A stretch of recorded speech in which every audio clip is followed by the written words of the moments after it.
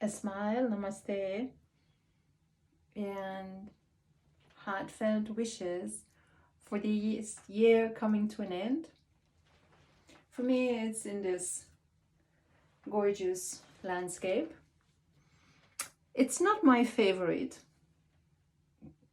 yet I have learned to appreciate its beauty, its silence, and its gorgeousness. But everything is temporary, right? Transiency. Spring will come and snow will go, flowers will blossom. Endings and beginnings, beginnings and ends. Isn't that what life is all about? This week the video has a start, a beginning, and it has an end. I can record as many videos as I want. They will come to an end one day. Shall I not wake up? So a year's end, a peculiar year, another one. And who doesn't have good wishes for the year to come? Who doesn't wish for something better? But isn't that again a craving? Wanting something that is not what it is. Can we take what it is as exactly as it is? It's like this. And rather than waiting for the pandemic to end, or for something to be found, or for vaccine to be considered finally a panacea or not a panacea for healing, just always looking for something that is not what is. There is a pandemic, and let's work with it. What can we do? What can we do? Can try to push it away, can try to ignore it, you can try to work with it in any way or another. There's always some mental formation about it. So my wish is for the year 2022, for myself, as well as for all those who I care for, and those who I know and don't know, and those who are willing to hear suggestions for simple dhamma in daily life. And that is just learn to take things as they are. The transiency is real. The transiency is universal. Changeability of event, changeability of phenomena, changeability of our own minds, mental formation. One day we like what we have, one day we don't like what we have, one day we have a lot of thoughts, one day we don't have any burdening thoughts, just everything flows. So even there is this transiency. One day we feel good, one day we don't feel good.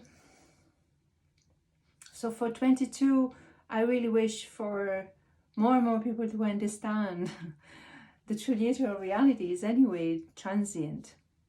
It's this transiency, that's what it is. So take things as they are and make the best out of it. When I arrived here, when I landed here in the snowstorm, I was told to isolate. It wasn't really my wish.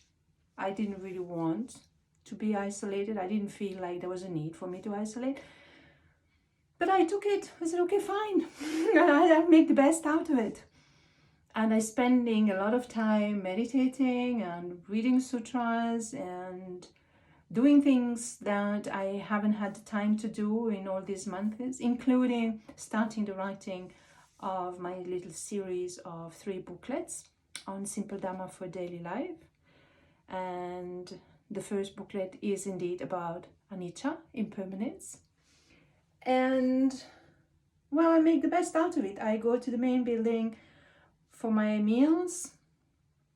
I mean, for the breakfast, the coffee, and then for the main meal. And then I basically spend my days in silence, not talking. There's no one to talk to unless I talk to myself. Watching the landscape, and just simply be.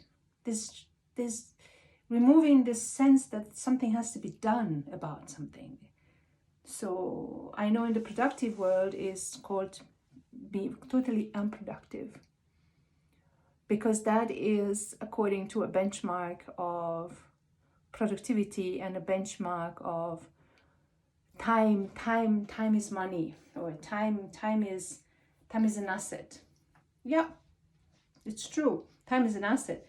Productively, I work on liberating the mind from all sorts of burdening.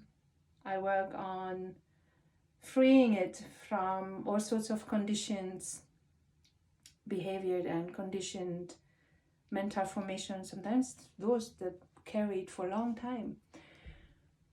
And as a matter of fact, in the past few days, I've learned of the passing of a very dear person in my life. Someone I knew since I was a child, and a small child, 4 or 5 years old. And someone who has been like a mother to me in the absence of mine. Someone who knew how to listen to me.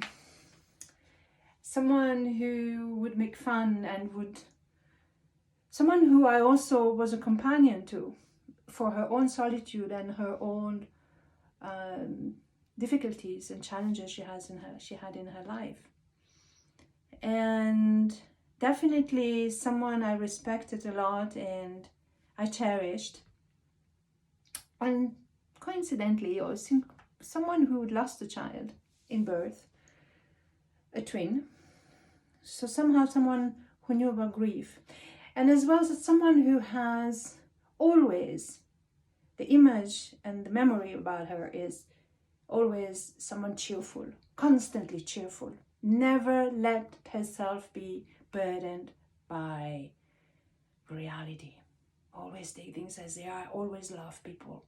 And that quality of expressing metta and expressing love and kindness in all situations is what I will remember from her.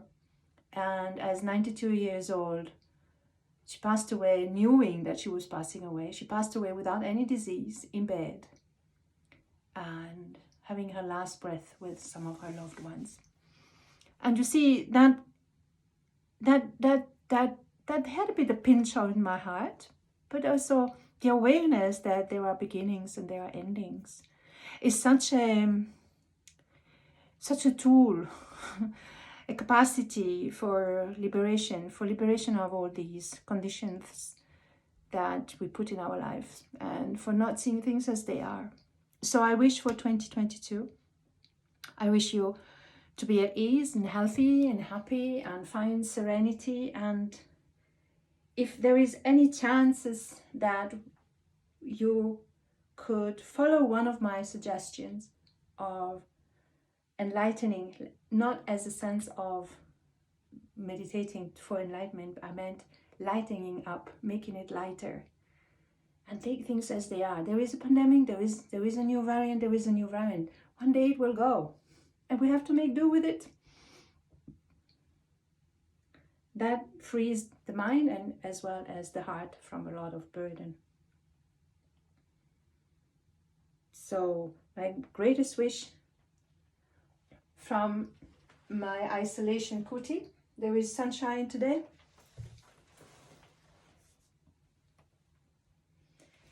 And is for you to not to make any resolution except one, and keep it.